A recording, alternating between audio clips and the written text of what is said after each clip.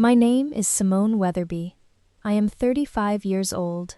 I am a high school English teacher in Portland, Oregon, and I am, as of 6 months ago, the sole owner of a small house on the east side of the city that has my name on the mortgage, my name on the deed, and not a single item inside it that belongs to my sister. That last part matters. My sister Renee lived with me for 2 years and 4 months. She moved in after her divorce, when she had nowhere to go and I had a second bedroom, and I loved her, and I said yes without thinking about what yes meant in practice. And she left, or rather, I asked her to leave, on a Sunday morning in April, after a conversation that had been building for 2 years, and that I finally had when I understood that the conversation was not going to happen on its own.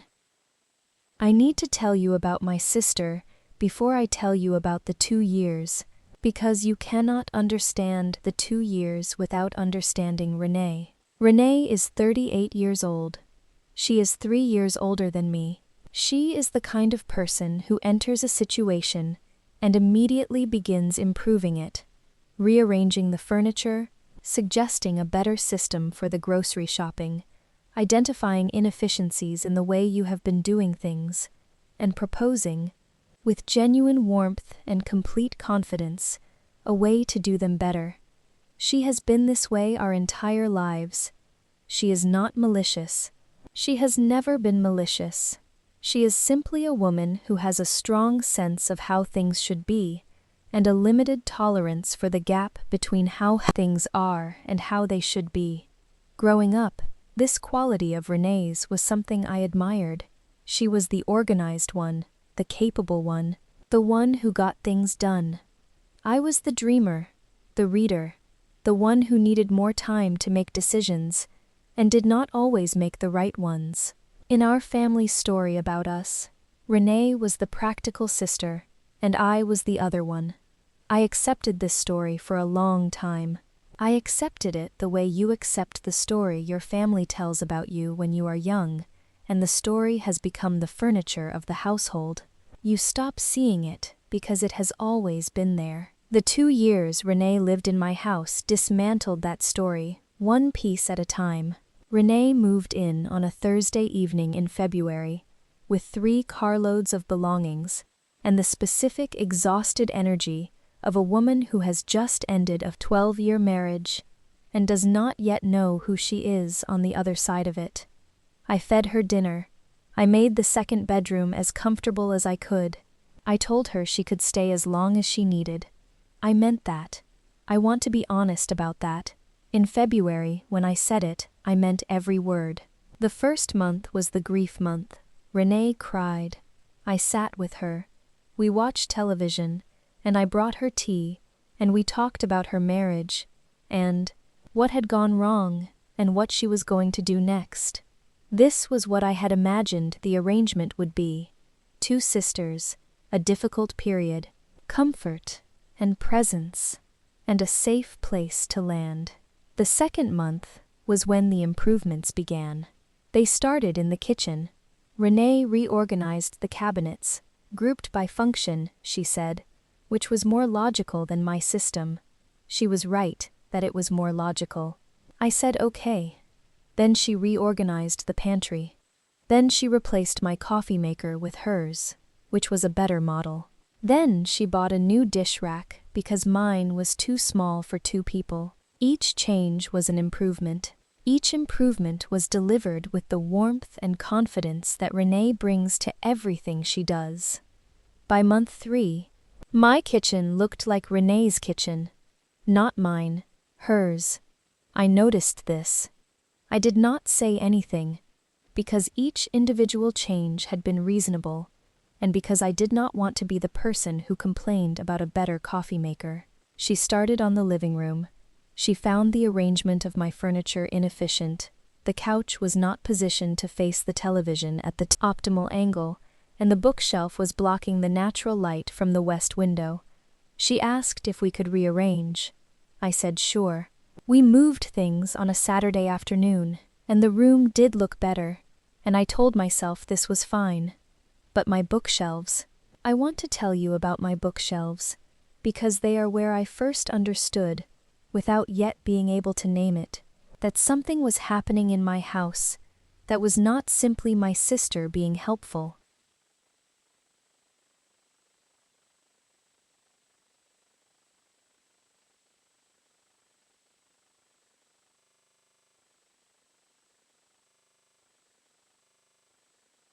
They are accumulated by the specific archaeology of a reading life, where the books are shelved by when they came into your life, and what they meant at the time, and which ones you might want to read again, and which ones you keep because you loved them once, even if you will never open them again. There is a logic to my shelves, but it is a private logic, the kind that only makes sense to the person who built it. Renee reorganized them alphabetically. She did it while I was at school. I came home on a Tuesday to find my books in straight, alphabetical order by author, the spines all facing outward in a neat line. She had even bought matching bookends. It looked orderly. It looked nothing like mine. I stood in front of those shelves for a long time. Then I went and found Renee in the kitchen. She was making dinner, which she had started doing several nights a week, which was a kindness, which was also beginning to feel like something other than a kindness. And I said, "Renee, you reorganized my books," she said brightly. I did. Don't they look so much better?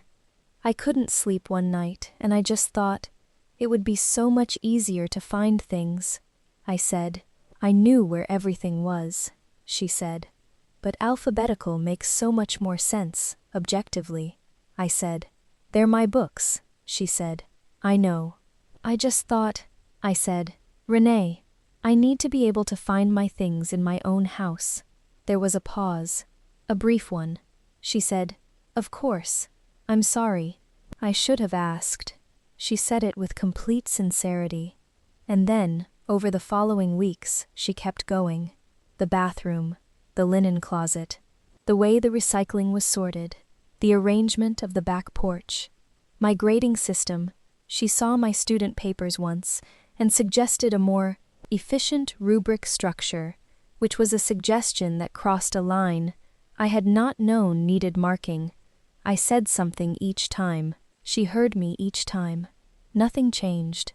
I want to be very careful about how I describe what happened next, because what happened next is the part that I think is the most important, and the part that is easiest to misread.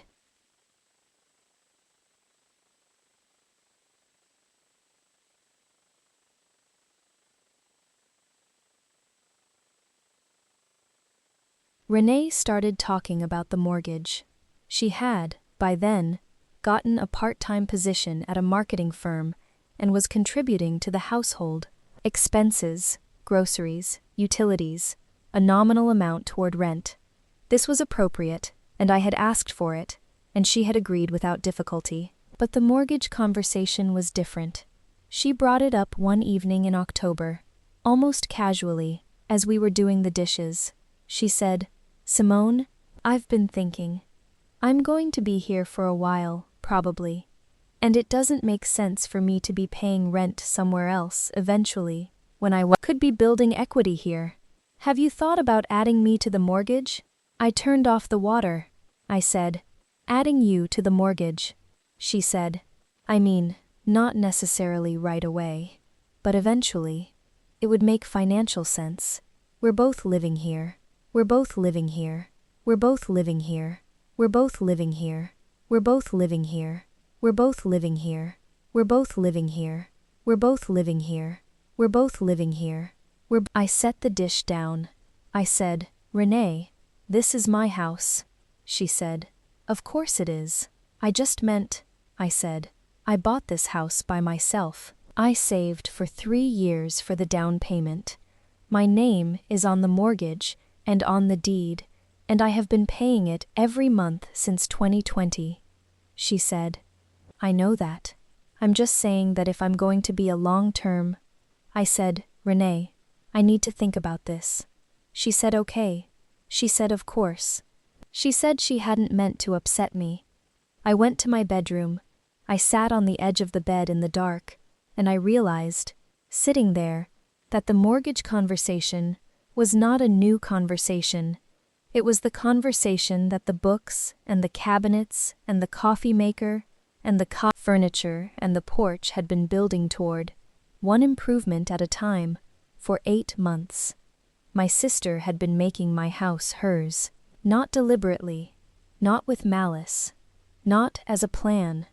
I want to be clear about that, because I know my sister, and I know she does not plan in that way. She had been doing it because she does not know how to inhabit a space without improving it, without organizing it, without making it function better according to her understanding of function.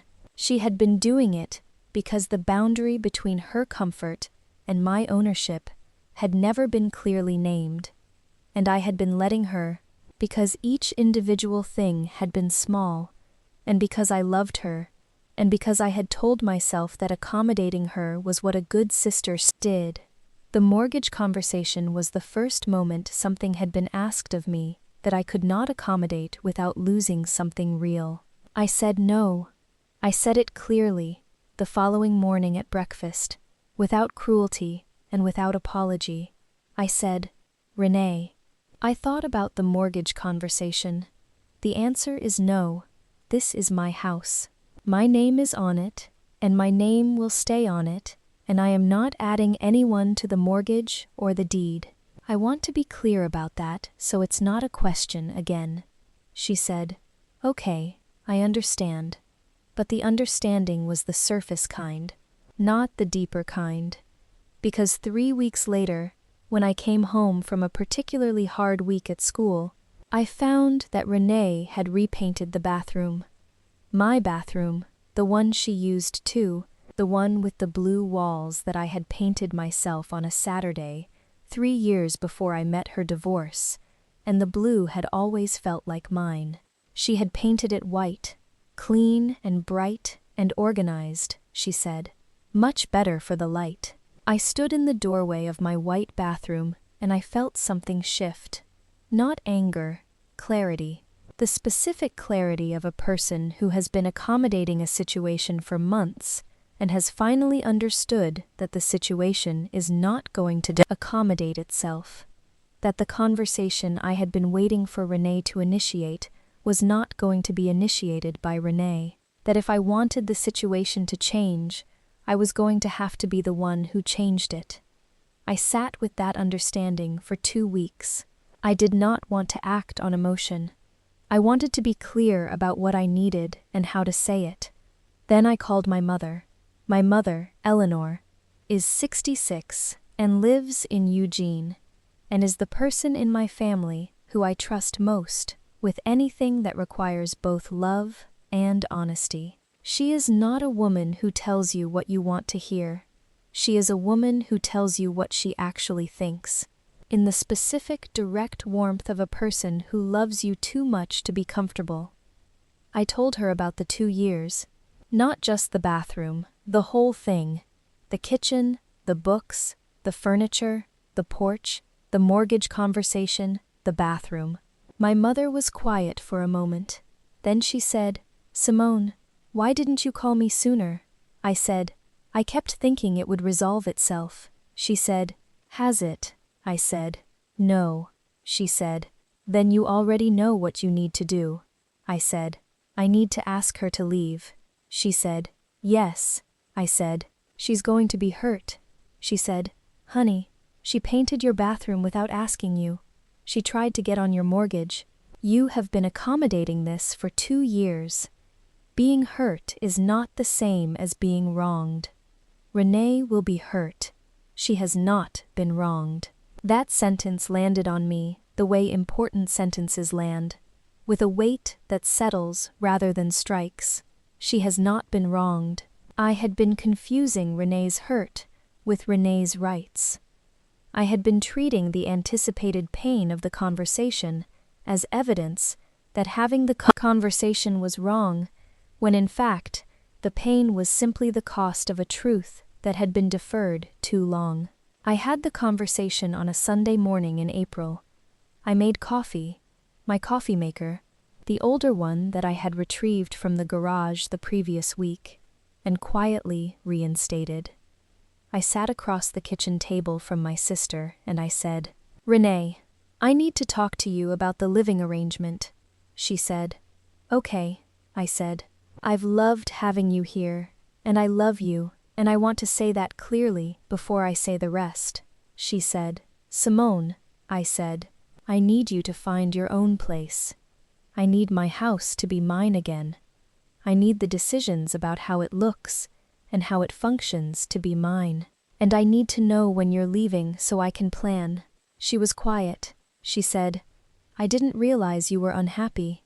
I said, "I wasn't unhappy.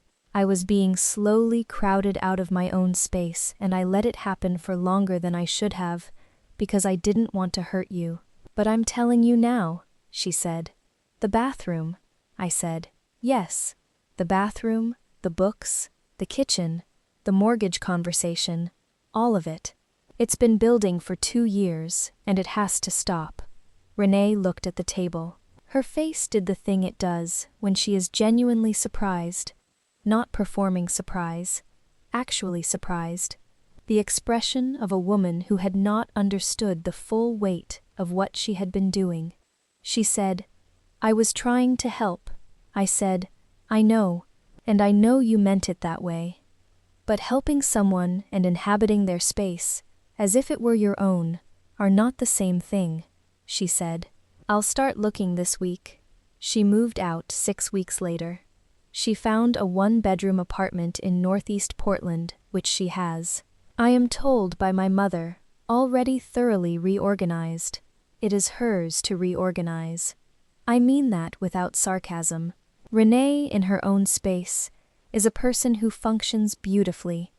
Renee, in someone else's space, is a different story. The bathroom is blue again. I repainted it myself on a Saturday, the same color as before, the specific blue that I had chosen for reasons I cannot entirely explain, but that felt right, and that is mine to feel right about. My books are back in the order they belong in, the archaeology order, the private logic order, the order that only makes sense to me and does not need to make sense to anyone else. The coffee maker is the old one. It makes coffee. That is enough. I want to tell you what I understand now that I did not understand in February 2 years ago when Renee arrived with her 3 carloads and her exhausted post-divorce energy. I understand that saying yes to someone you love does not mean saying yes to everything they bring with them. That love is not the same as permission, that the boundaries of a shared space have to be named, gently, early, clearly, because they will not name themselves. I understand that I had a story about myself, the dreamer, the other one, the sister who needed more time, that made it very easy to defer to Renee's certainty, even inside my own home, that the story was wrong, or at least incomplete, and that the 2 years were in part the cost of living inside an incomplete story. I understand that the conversation I finally had on that Sunday morning was available to me much earlier. I could have had it in month 2 when the cabinets changed. I could have had it in month 4 when the furniture moved. I could have had it the evening she reorganized my books. The fact that I did not is not a failure of character. It is the very human cost of loving someone and wanting to protect them from the pain of a necessary truth.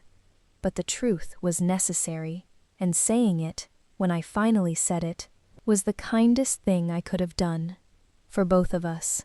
I am Simone Weatherby. I am 35 years old. I teach English in Portland, Oregon. My books are in the right order.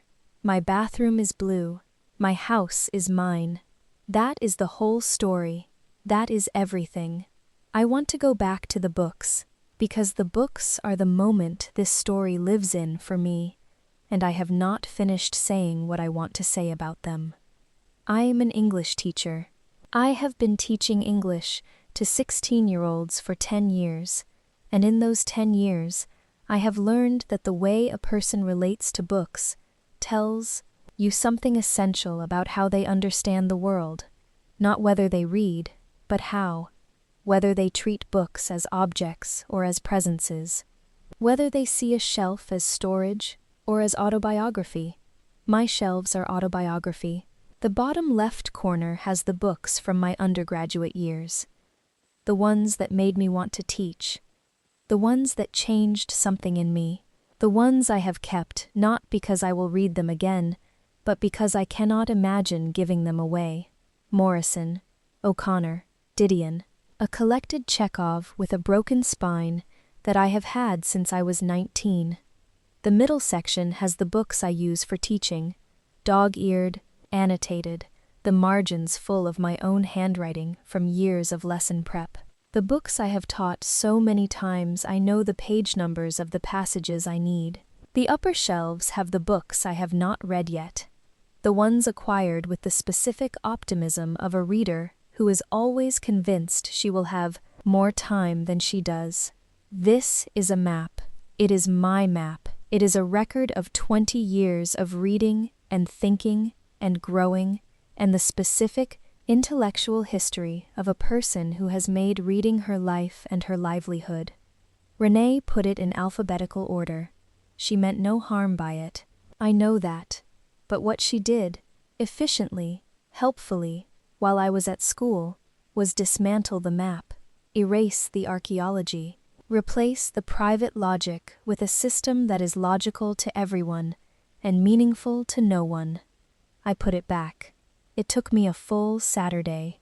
I had to think carefully about where things had been, and I did not remember everything perfectly, and some books ended up in slightly different positions than before. But the essential shape came back. The Chekhov is back in the bottom left. The teaching books are back in the middle. The optimistic unread pile is back on the top shelves. It is mine again. I want to tell you something about that Saturday, the one when I put the books back, because I think it says something true about what it means to reclaim a space. I put music on. I made coffee. I sat on the floor in front of the bookshelves, with the books piled around me, and I went through them, one by one, the way you go through an old box of photographs, not systematically, but with the specific time-collapsing quality of encountering objects that carry other moments.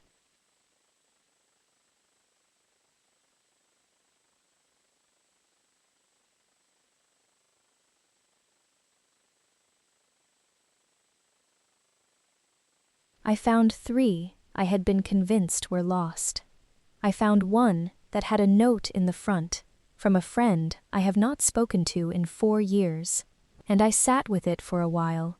The putting back took 6 hours. It was the best Saturday I had had in 2 years. I understood something about myself on that Saturday that I have been sitting with since.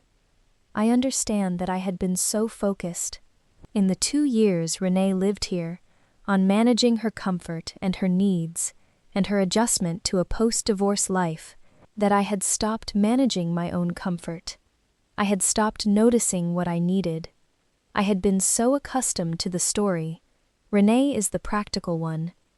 Renee knows how things should be. Renee's certainty is a reasonable guide. That I had applied it even to my own bookshelves, even to my own bathroom, even to the question of whose name should be on my mortgage. I had been living in Renee's version of my life. That Saturday, putting the books back, I started living in mine. I also want to tell you about my students, because my students are relevant in a way that surprised me when I understood it.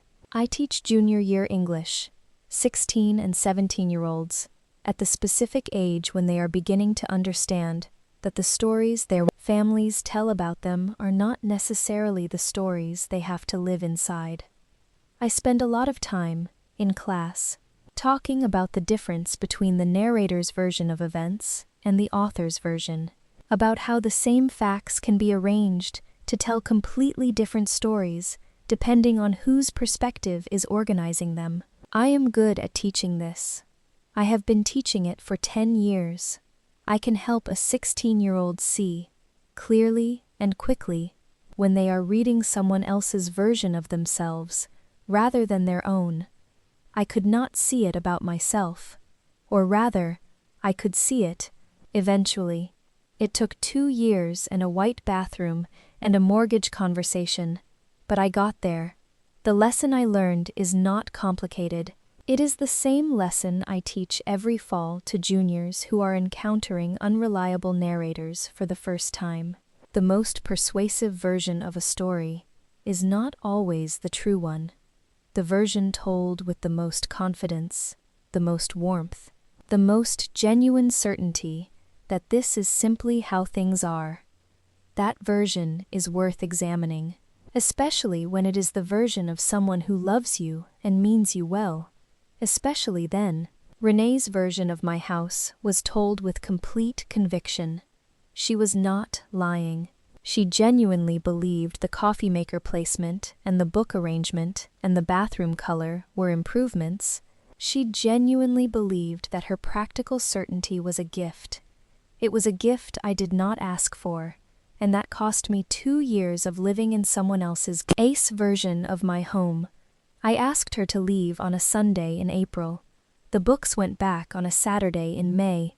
The bathroom went blue again on a Sunday in June. I am 35 years old, and I live in my house, and my books are in the right order. And when I come home from school on a Tuesday evening, and drop my bag by the door, and put the kettle on and look at my shelves, I see my life on them, the specific, private, irreplaceable map of a person who reads and teaches and thinks and lives alone in a house that is entirely, completely, irreversibly hers. That is the ending. That is everything.